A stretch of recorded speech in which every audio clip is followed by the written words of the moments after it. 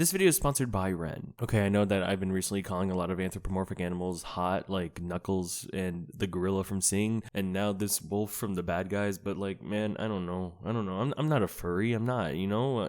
It's just like, I don't know, man. Like, he reminds me of Lego Sheep from Beastars with the gruff voice, you know, like, I'm a tormented bad wolf, I'm a bad boy, I'm a bad guy, woof woof, you know, like ooga woof woof. Anyways, The Bad Guys is a 2022 DreamWorks movie about cartoon animals that are bad. They are bad guys. Before watching this movie, it honestly looked like a fake movie. The poster, the title, the premise, all of it just seemed unreal. Even other people agreed, talking about how this movie and other movies coming out look like fake movies put in other movies. But after watching The Bad Guys, I can confidently say it's alright. I mean, it's fine. It's a sweet movie, but it's missing that little extra something to be truly a new memorable movie out of DreamWorks. For a while, I've been a little worried for DreamWorks. It just seems like they aren't that creative alternative to Pixar that it used to be, and that all of Universal's animation focus is on Illumination for how successful they always are in the box office. But with this and Puss in Boots 2, I honestly have a little more hope for the future. I mean, just animation-wise alone, both new DreamWorks movies are absolutely stunning. If the future of DreamWorks animation is new, unique styles, then please, I am all for it. Even if Puss in Boots 2's story might be mid, the animation is just wow. And well, the same I can honestly say about The Bad Guys though. This movie doesn't feel particularly marketable, and there honestly really isn't much to draw you in otherwise, but regardless, this movie honestly deserves a watch. I think it's been a while since I walked away from an animated movie in theaters and was just like, oh,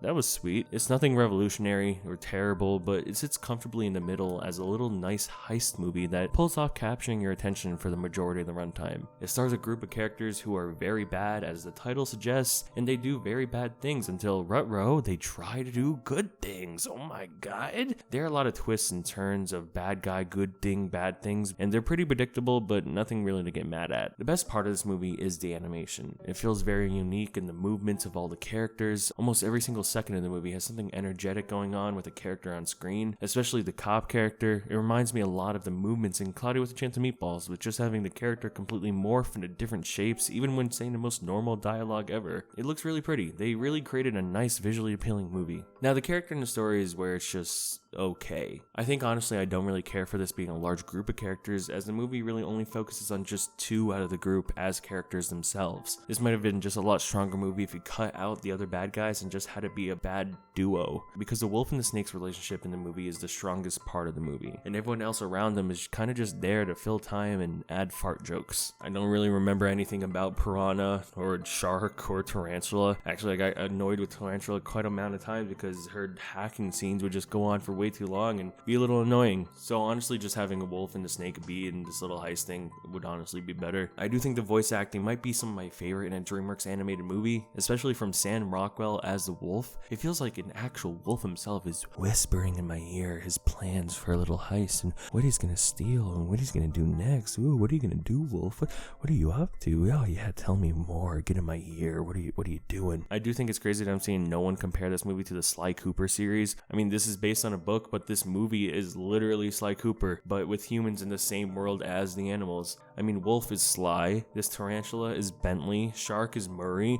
and Fox is literally Carmelita Fox. The dynamic of Wolf and Fox is almost the exact same as Sly and Carmelita, and the bad guy saving the day from an actual worse guy is like how every Sly Cooper game actually plays out. Like, I know Sony planned on making a Sly Cooper movie almost a decade ago, and it's still not officially canceled, but this movie's success might finally make them move forward with it. The movie honestly holds a lot of references to other heist movies. I mean, Wolf literally dresses like Brad Pitt in Ocean's 11, and they even talk about George Clooney from that movie. They even reference Lupin, a classic thief character. So why is there no Sly Cooper references, huh? That is why I give this movie a 1-star in Letterboxd for forgetting a classic animal character that they should have referenced. Terrible movie. I think a lot of the humor in this movie works really well. When there isn't ill-timed fart jokes, there's some actual funny slapstick that is really enjoyable. I especially like how there's anthropomorphic animals amongst normal animals and humans, kind of like a Pluto and Goofy situation. It adds a lot to the charm, honestly, and it makes me a little more interested in this world than it has any right to be. It's basically just Los Angeles, but it actually seems pretty more interesting than normal Los Angeles. I think what The Bad Guys has me most excited for is a sequel. I feel like they could actually kickstart a really fun heist franchise that DreamWorks could do a lot of fun with.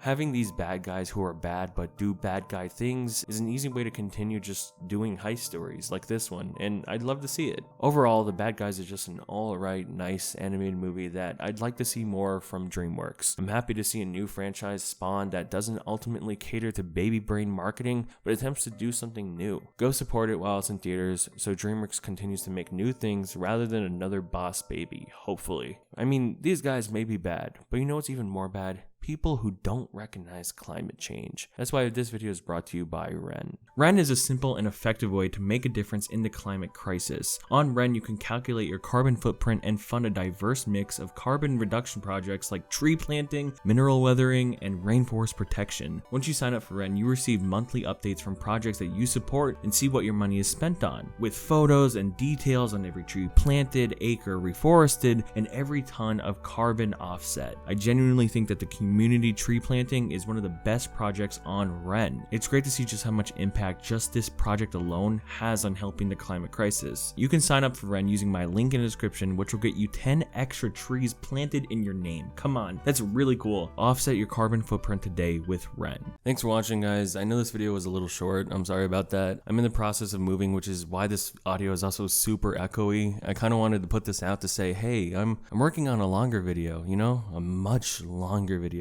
than what I normally do, and it might take a moment. So, you know, I appreciate you giving this a little watch, and hopefully I'm back soon with something that you'll truly love. Anyways, thanks for listening.